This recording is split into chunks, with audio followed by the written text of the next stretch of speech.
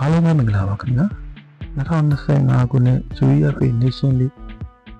ပေါ်လူပွဲတွေမှာတော့ပေါ်တူဂီအသင်းနဲ့စပိန်အသင်းတို့ရှင်ပြိုင်ကစားခဲ့ပါတယ်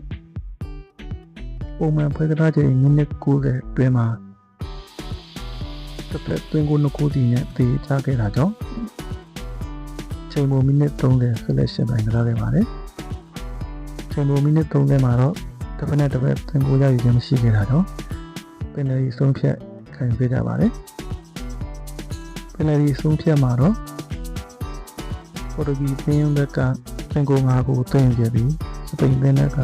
3ခုသာသွင်းနိုင်ခဲ့ပါတယ်။အမှန်ပွဲကစားချိန်မိနစ်90အတွင်းမှာစပိန်အသင်းကပေါ်တူဂီကို2ကြိမ်တိုင်တိုင်ဦးဆောင်ဝေးသွင်းနိုင်ခဲ့ပြီမယ်။ပေါ်တူဂီအသင်းရဲ့အကောင်းဆုံးကြိုးစားအထောက်အမှုနဲ့အတူချစ်ပါခု2ခုရရှိခဲ့တာဖြစ်ပါတယ်။ဒီနေ့ပွဲစဉ်ရဲ့အကောင်းဆုံးကစားသမားကတော့